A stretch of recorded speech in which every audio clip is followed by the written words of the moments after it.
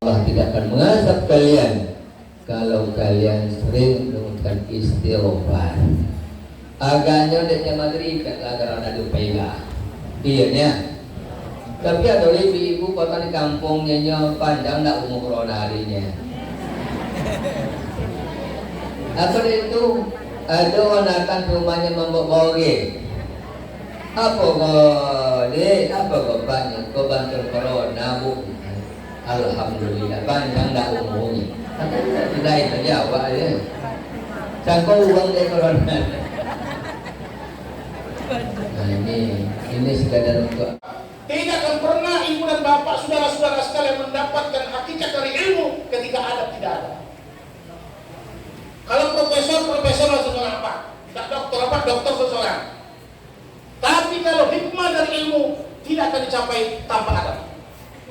Itu sudah sunatullah atau mama baca jalan tidak ada. Semua orang yang berhasil kepada ilmu makrifat adabnya luar biasa. Ini Pak, silaturahim itu diambil dari nama Allah. Ketika kita menyambung silaturahim, tersambung kita dengan Allah. Ketika kita memutuskannya, maka terputus kita dengan Allah.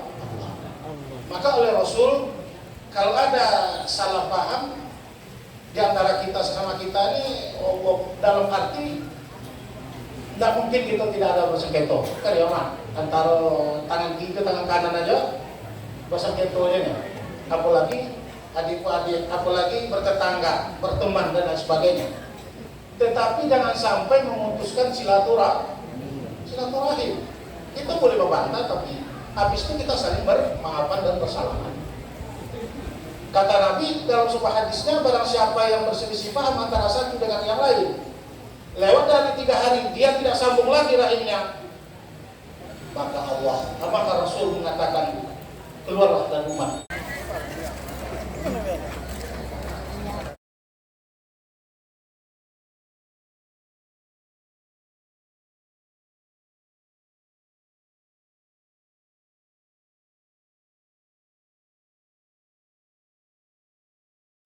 Jangan lupa subscribe The Malik Channel. Wakil pimpinan ya, Ustaz Haji Fahrul Razi Aidarus dan keluarga, beliau dalam keadaan masa penyembuhan. Tapi kita berharap dengan doa kita semua beliau kembali sehat seperti biasa. Amin. Ya. Kemudian yang kita muliakan para Syekhul Khulafa, wakil mursyid, para khalifah, pimpinan jamaah, pengurus yang hadir ataupun yang tidak hadir. Semoga mereka semua selalu dilindungi oleh Allah Subhanahu wa taala dan diberi kesehatan untuk menjalankan ibadah sesuai dengan tuntunan haji. Silaturahim ini di atas segalanya. Karena dengan silaturahim berarti kita sudah dihubungkan oleh Allah dan terhubung kepada Allah. Tanpa ibu-ibu dan bapak-bapak sadari, dengan menyambung silaturahim berarti sudah tersambung kita dengan Allah Subhanahu wa taala. Karena di dalam hadis qudsi Allah katakan, "Ya Muhammad, sampaikan kepada umatmu bahwa rahim itu diambil dari namaku. Barang siapa yang menyambungnya, berarti tersambunglah dia denganku. Barang siapa yang memutuskannya, berarti terputuslah rahimnya kepadaku." Karena ar-rahim itu nama Allah. Mama ar-rahim ya, ar-rahman ar-rahim. Nah, ar-rahim itu adalah nama Allah. Jadi silaturahim itu diambil dari nama Allah. Ketika kita menyambung silaturahim, tersambung kita dengan Allah. Ketika kita memutuskannya, maka terputus kita dengan Allah. Maka oleh Rasul, kalau ada salah paham di antara kita sama kita ini, dalam arti tidak mungkin kita tidak ada bersengketa. Kan ya Mak, antara tangan kiri tangan kanan aja bersengketanya. Apalagi adik-adik, apalagi bertetangga, berteman dan lain sebagainya. Tetapi jangan sampai memutuskan silaturahim. Kita boleh membantah, tapi habis itu kita saling bermaafan dan bersalaman. Kata Nabi dalam sebuah hadisnya, barang siapa yang berselisih paham antara satu dengan yang lain, lewat dari 3 hari dia tidak sambung lagi rahimnya, maka Rasul mengatakan, keluarlah dari rumah, jangan sambung dia boleh. Iya, jangan itu mah. Itu ada orang menyampai sampai ke pintu kubu kan? Pintu kubu masuk ke sun. Oke, ya. Itu ketika emosi oke. Tapi setelah itu tolong disadari kembali, rahim itu sesuatu yang luar biasa. Amat ingat, Ar-Rahim itu nama Allah. Yang kemudian tempat kita sebelum keluar dari dunia ini namanya juga Rahim. Subhanallah. Hablum minan nas wa hablum minallah. Begitu ketatnya, begitu disiplinnya Allah menyampaikan kepada kita. Rahim itu jangan main-main. Maka oleh karena itu tidak boleh diputus, apalagi dengan guru. Aneh sama adalah anak kalau kita sama anak ketemu sama adik, subhanallah. Baru itu banyak kejadian, apalagi di zaman-zaman modern seperti ini. Orang hanya melihat materi, orang hanya melihat kekuasaan, orang hanya melihat politis dan sebagainya. Sehingga rahim yang sudah diciptakan Allah seperti ini mereka abaikan. Silaturahim itu karena ada bertujuan, silaturahim itu karena ada politisnya, karena ada keinginannya. Kalau enggak pernah bertemu, kalau enggak pernah berjumpa. Subhanallah. Maka oleh karena itu hari ini ya, kegiatan-kegiatan yang ada di Darussalam ini semuanya terkait dengan silaturahim, mulai dari murid, keluarga, anak dan lain sebagainya. Kita kesini semuanya. Begitu yang mengundang luar biasa, yang mengundang luar biasa, yang hadir juga luar biasa. Apa luar biasanya? Yang kalau tidak di situ nak menontonmu, itu kan? Ya mencari orang ke kawan lo, apalagi ada yang bawakan itu kan. Jadi, tapi dengan undangan Buya kita bisa bertemu. Alhamdulillah. Dan kamu tahu pala amak itu mau dari mau bicara kan itu kan. Dan itu pun kalau tahu kan di rumah kan gitu kan. Tapi kalau di situ kita berjumpa. Walaupun tidak bisa berjabat tangan, tapi dalam surau ini semuanya kita sudah disatukan kembali. Yang menyatukan kita apa? Yang menyatukan kita adalah Thariqat Naqsyabandiyah. Subhanallah. Thariqat Naqsyabandiyah itu yang menyatukan kita, Pak. Itu ada program para ulama Thariqat Naqsyabandiyah internasional mau berziarah ke makam Syekh Muhammadin Naqsyabandiyah. Kalau bukan karena tarikat, kita kan juga tidak pernah sampai ke situ. Supaya seorang-seorang itu bayar, Pak. Itu kan, kenapa? Karena jauh. Ya, tapi walaupun jauh tempatnya, kalau bagi kita, guru-guru kita, di dalam Robito kita, tidak pernah kita tinggalkan. Kan itu, sudah dalam Robito, itu hanya di dalam Robito. Tetapi pada hakikatnya, kita tidak pernah berpisah dengan guru kita, dan tidak pernah berpisah dengan Allah. Jangan ada pendapat di bawah di murid, kemudian mau aja kaji kok. Jangan, itu tidak ada. Buya memberikan kaji itu lah ditengok awal datang. Iko bisa dan ama menengok kaji kok. Kalau enggak, itu biasa saja. Nah, kenapa? Karena kalau bagi Thariqat Naqsyabandiyah ini syariat itu dasarnya. Elok sembahyang dulu, berdoa dulu. Bapak jalan apa ke Allah Taala sembahyang sudah selesai. Bapak perlu cara menghadap Allah, untuk kita juga tidak selesai. Tata krama tidak selesai, adab tidak ada. Kenapa? Tidak akan pernah ibu dan bapak, saudara-saudara sekalian mendapatkan hakikat dari ilmu ketika adab tidak ada.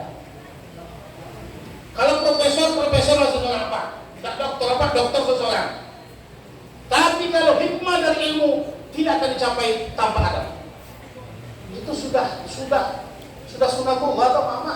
Baca jalan tidak ada. Semua orang yang berhasil kepada ilmu makrifat, adabnya luar biasa. Ini fakta yang luar biasa. Fakta yang sangat luar biasa hari ini.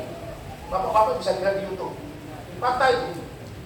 Seperti apa orang yang menantang thariqat hari ini sudah kembali, dan kemudian adabnya lebih berat dari kita lakukan. Subhanallah. Oleh karena itu, adab itu kunci dari segalanya.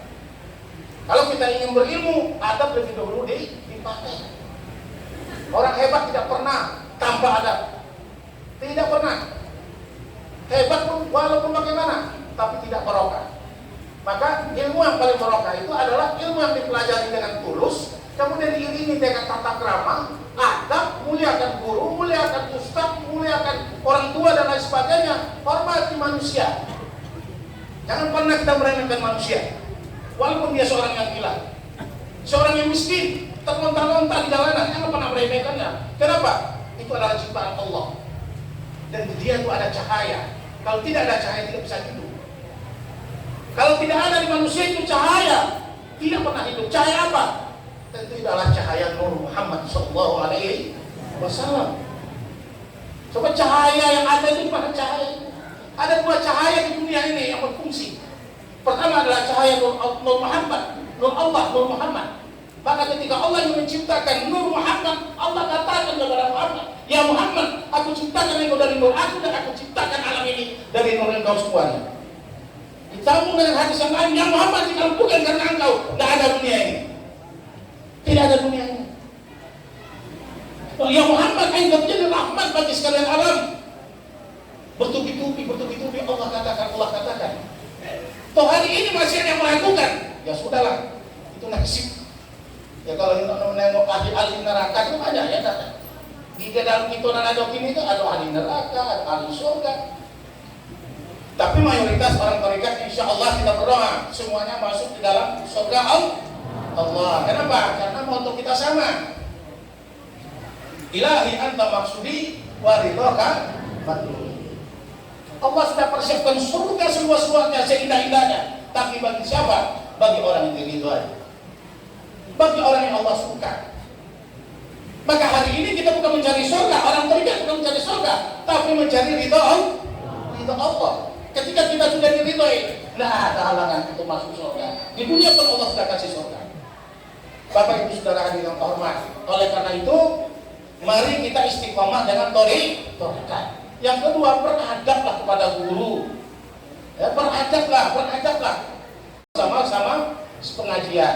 Dan jangan pernah meremehkan manusia. Junjung tinggilah apa yang sudah diciptakan Allah, binatang sekalipun.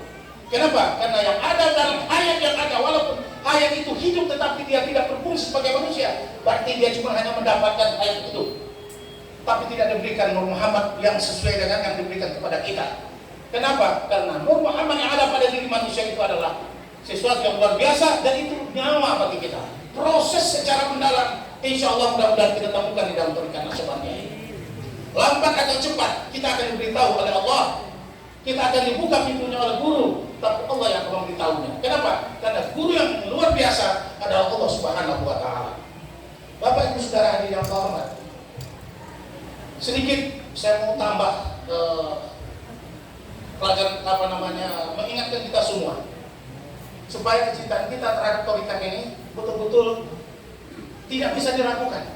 Jangan hanya karena ingin bersama-sama, ingin berkumpul-kumpul, besok dan dibuya, besok dan tidak, tapi lakukan sesuatu yang luar biasa. Takdirkan di dalam hati kita bahwa kalimat yang ada di dalam diri kita, la ilaha illallah Muhammad Rasulullah, ini yang menjadi membuat kita bisa buat lebih banyak di dalam kehidupan ini. Kita bisa berjalan, dan kemudian Allah selalu katakan kalimat la ilaha illallah sesuatu yang luar biasa. Belum bapak-bapak berani memahami tarekat Naqsyabandiyah ini. Orang guru selalu mengajar, hai saudara-saudaraku, katakan kalimat la ilaha illallah dan tutup matamu, hadirkan bayanganmu, satukanlah, serentakkanlah nafasmu dengan hatimu.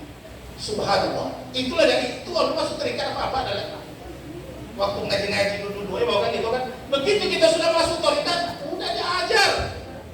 Begitu masuk diajar ismuzan. Subhanallah. Rupanya yang kita satukan adalah zikirnya dengan kalimatnya.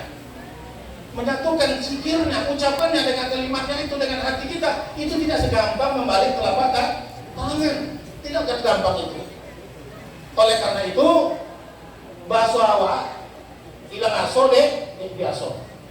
Jadi kalau lah paso lo foto de tompo di balik. Nan setiap paso yo, nan setiap pulang haji jauh masuk lo. Dah terbuka sekali. Insyaallah yakin sama yakin lagi. Insyaallah.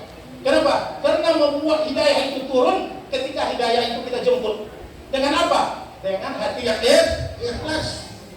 Jemput hidayah dengan hati yang ikhlas, dengan tulus, dengan jihad, mujahadah, berjuang. Sehingga pada dalam suluk kita tetap melakukan daging, kita tinggalkan daging itu.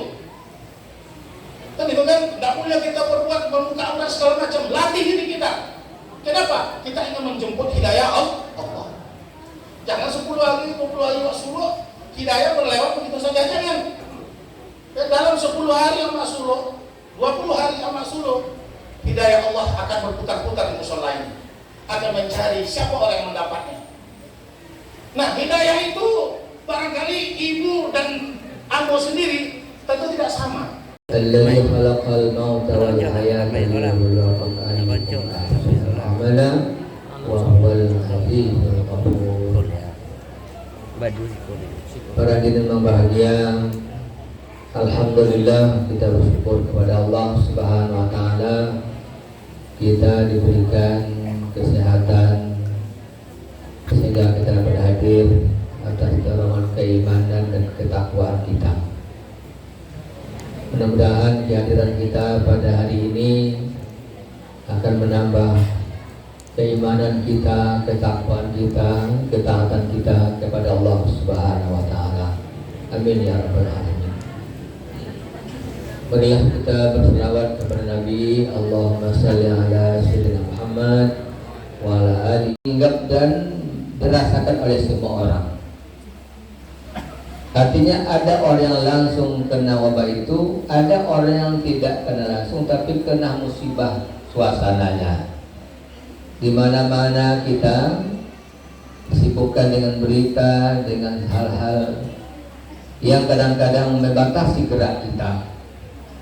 Padahal itu namanya corona itu lepon gosok ibunya. Dia nampak aku ditakui. Hah? Dek tak nanti. Ya. Kulsein bisa babin. Setiap satu ada sebabnya. Tapi kematian juga ada yang tanpa sebab. Hanya sebab. Kalaupun ada pun penyakit tapi Allah tidak berikan ajal, insyaallah bakamu kita iko. Iya dah. Namun ini adalah peringatan Allah Subhanahu wa taala. Mudah-mudahan kejadian itu menjadikan kita lebih sadar bahwa manusia ini adalah makhluk yang lemah. Malah lo kita bilang corona bergajah ya. Imo gajah tertentu lagi cair uang. Ini sesuatu yang tak nampak tapi adalah bukti kekuasaan Allah Subhanahu wa taala. Mudah-mudahan dengan kejadian itu kita menyadarkan diri kita bahwa kita harus dekat kepada Allah Subhanahu wa taala. Amin ya rabbal alamin. Allah mengatakan wa ma kana Allahu yu'adzibahum wa anta fihim wa ma kana Allahu mu'adzibahum wa hum yastaghfirun. Jadi manusia orang Makkah tidak biasa melakukan sesuatu kun fayakun. Katakan Allah katakan dan tampilkan maka terjadilah sesuatu itu. Ibu-ibu yang berbahagia, maka acara kita ini di samping pertama adalah cara memulai kembali kegiatan Wajib akbar kita yang sudah sekian lama sudah terhenti sementara. Dan kita memang ada aturan dilarang mengadakan keramaian. Alhamdulillah sekarang ini keadaan sudah mulai membaik. Maka acara ini kita saja itu juga sebagai rasa syukur kita kepada Allah Subhanahu wa taala bahwa musibah itu sudah mulai berlalu, ya, sebagai bukti bahwa pada tahun ini jamaah haji kita sudah bisa diterima oleh kerajaan Arab Saudi walaupun jumlahnya terbatas. Dan bagi orang yang melakukan ibadah umroh sudah bisa. Ibu-ibu yang berbahagia,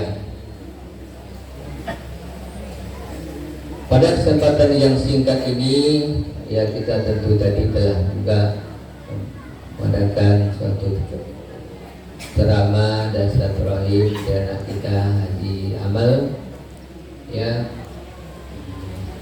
dan kita doakan mudah-mudahan Haji Amal sukses ya. Di tentunya saudaranya jadi cukup dia yang beda bahwa Amal sudah terdaftar di S3 di Malaysia dan insya Allah akan meneruskan pendidikan S3-nya sekaligus sebagai sana diangkat oleh salah satu bangsawan Batuk di Malaysia sebagai pimpinan Ma'had Tahfidz Al-Quran di Kuala Lumpur. Jadi mudah-mudahan ya samping kuliah juga bisa mengembangkan. Alhamdulillah dua boleh orang yang sarjana dua boleh. Jadi insya Allah dalam berbagai bidang ini tahadus bini'amah nih ya, karena ini kita untuk kita ingin Darussalam tetap insya Allah eksis di masa akan datang ya, dan kita doakan mudah-mudahan zuriat Syekh Haidarus Syamlwani menjadi generasi yang meneruskan tradisi datuk-datuknya. Amin ya Rabbal alamin. Dan namun juga pada kesempatan ini ya kita mohon doa ya Bapak Ibu, kami balapan Beadio meninggal petang 2 tahun lalu Ahmad Damiati. Semoga Allah ampunkan dosanya dan Allah terima amalnya, tempatkan arwahnya di tempat yang sebaik-baiknya. Amin. Kemudian mari kita doakan juga Ustaz Bahrul, wakil pimpinan beberapa bulan lalu pergi umroh dan dapat musibah stroke dan alhamdulillah sekarang sudah mulai membaik.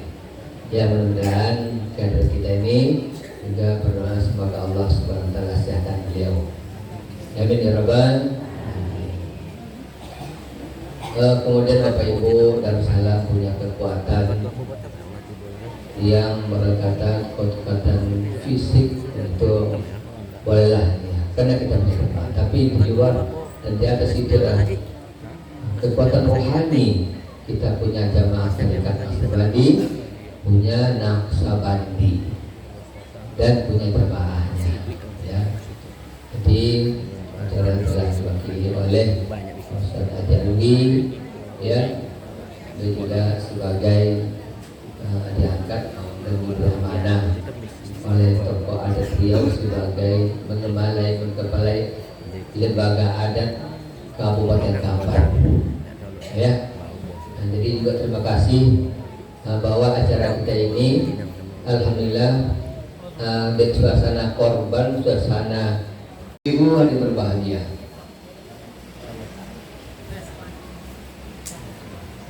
Sebagaimana kita maklumi Bapak Ibu bahwa Islam adalah rahmatan bagi kita semua, dan kita berbangga menjadi umat Islam, menjadi orang yang beriman.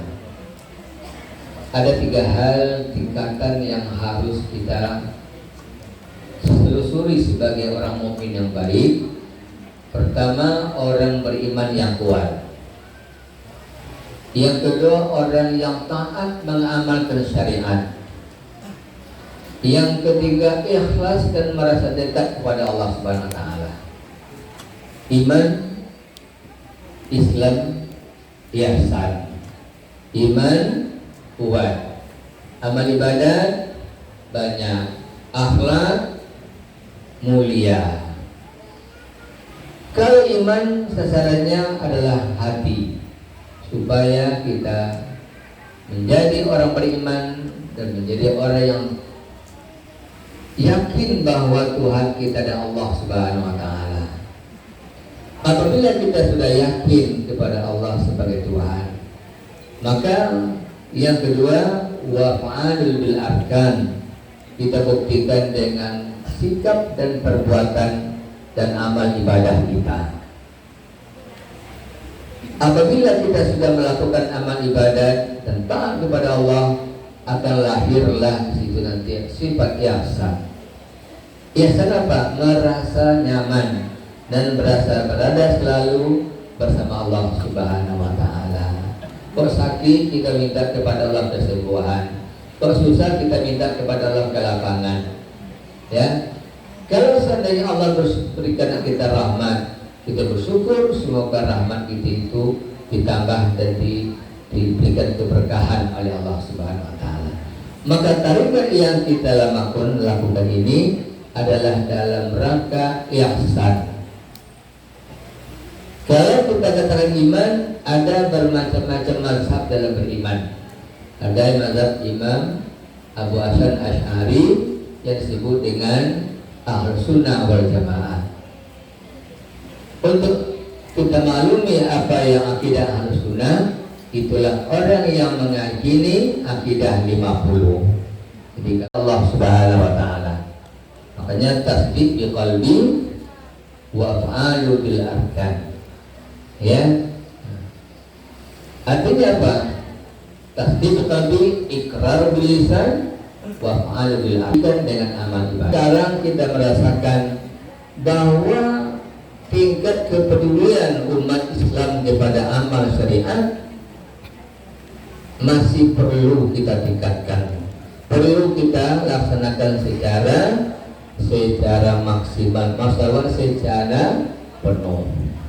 Ya, sebab barangkali banyak Bapak Ibu berbahagia, umat Islam hanya sekedar iman, tetapi pengamalannya dalam kehidupan sehari-hari sangat kurang sekali.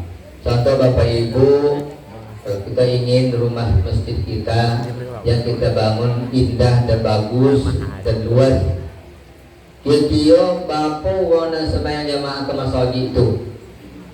Misalnya, lantas berdoa kepada Ta'ala, ya Allah, nak dikabul-kabulkan doa dan dan doa-doa boleh. Anda siapa? Awak kenal tak mengenal bos sudah berdosa, tiba-tiba tak binti sejuta. Kira-kira ibu agionya. Tu, mau siapa yung? Jadi tu.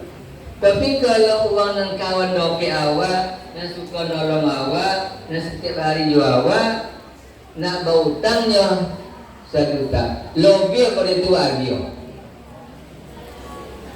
Odoni estadai. Apa dah isu aja lah. Ada orang tak wakaf, isu kayu dan isu memang masaji, isu doa. Tiga kan?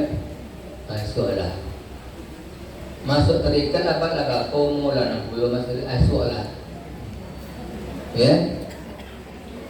Bertobat lah Pak, kau dapat bercukup lah. Halus soleh. Masih banyak memusehat lah, isu je lah.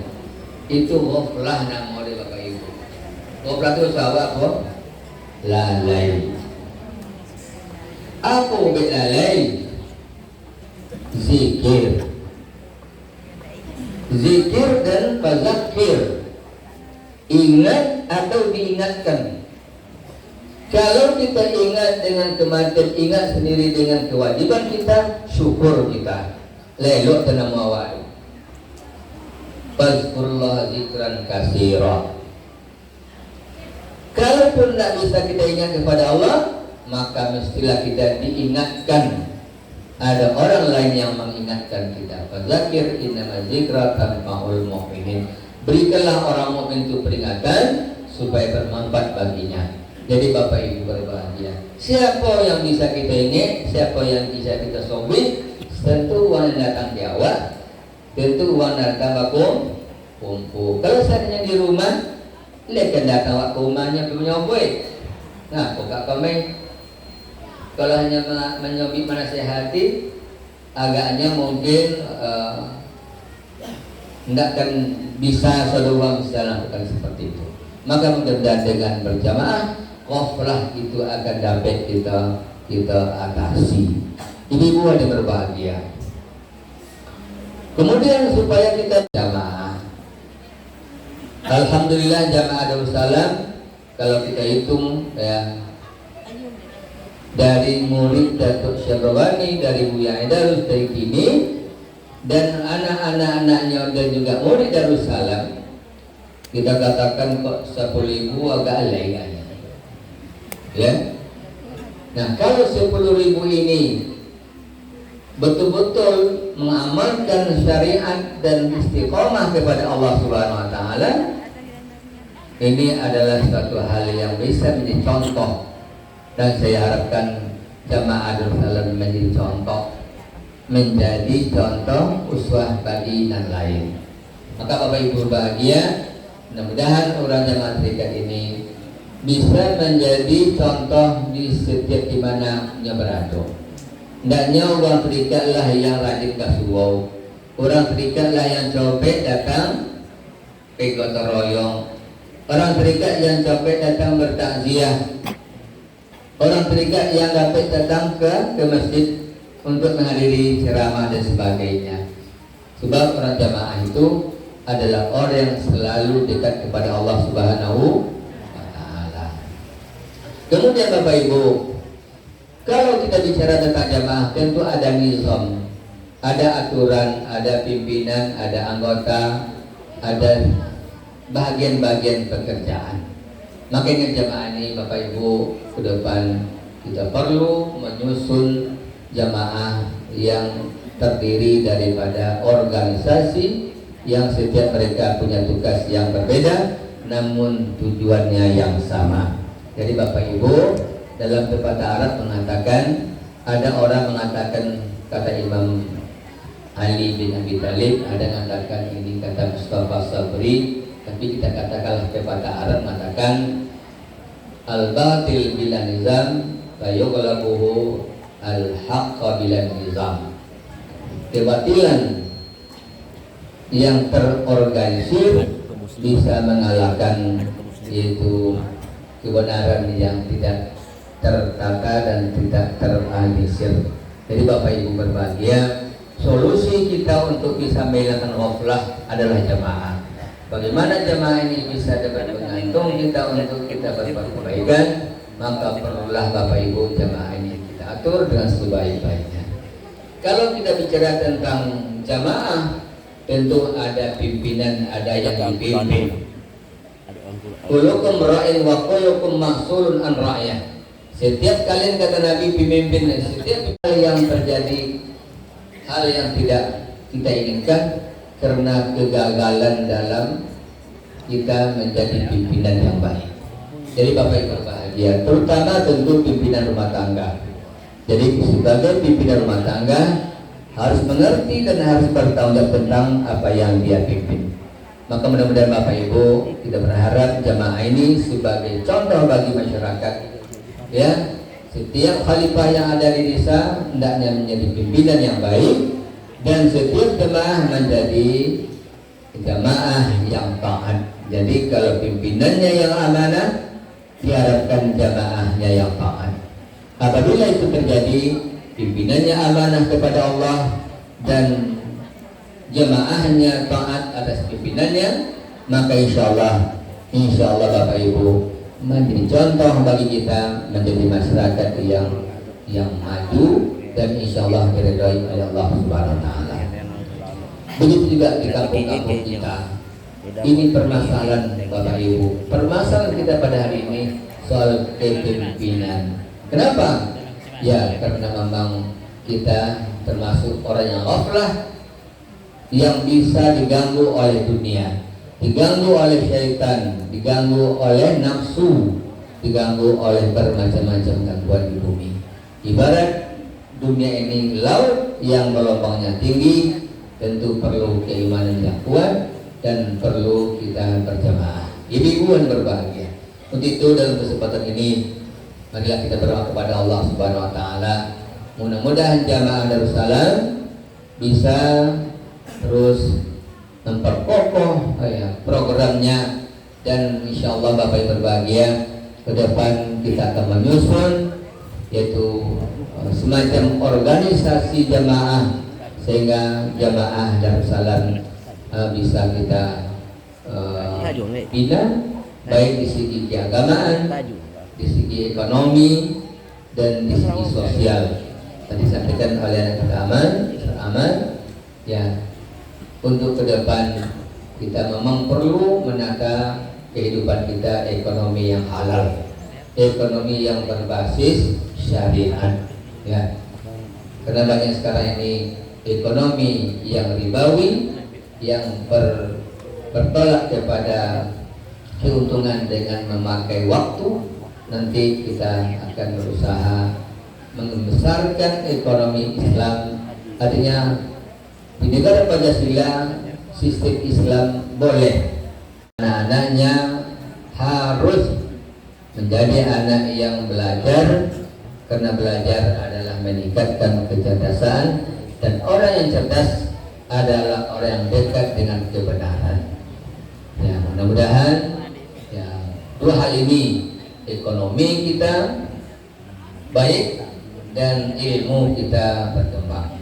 Kalau yang dua ini baik, ilmunya maju, ekonominya maju, insya Allah Bapak Ibu berbahagia. Dan berbuat tentang amal ibadat dan tentang apapun kemajuan duniawi kita akan dapat kita rasakan sebaik-baiknya. Amin ya Rabbal alamin. Ibu-ibu yang berbahagia, untuk program ke depan sampaikan kepada ibu, kita akan memulai kegiatan pembangunan markas Darussalam di Pekanbaru dalam rangka tahun baru Hijriah ini. Kita akan memulai kegiatan pembangunan markas Darussalam di Pekanbaru. Kita punya lahan di situ 6 hektar dan akan dibangun pertama kali pembangunan masjid, yaitu di Pekanbaru. Namanya sementara kita mau juga markas Darussalam Pekanbaru. Jadi insya Allah nanti Bapak Ibu akan kita atur nanti acara Raja Akbar Hina kita setelah nanti bulan haji, kita adakan nanti pertemuan di lahan markas Darussalam Pekanbaru, yang mudah-mudahan jamaah Darussalam yang ikut dalam jamaah kita ini yang berbagai potensi, yang ada yang bidang pemerintahan, ada yang di bidang ekonomi, ada yang bidang ilmu pengetahuan dan keahlian. Mudah-mudahan markas Darussalam sebagai tempat berkumpulnya tokoh-tokoh masyarakat kita untuk memajukan jamaah secara khusus, dan insya Allah akan memajukan masyarakat secara umum di masa akan datang. Amin ya rabbal alamin. Bapak Ibu berbahagia, sekarang kita dalam proses menerima murid baru. Alhamdulillah sudah hampir memenuhi jumlah yang kita targetkan, sekitar 250 orang daftar, dan ini memerlukan yaitu ruang belajar dan asrama. Alhamdulillah sekarang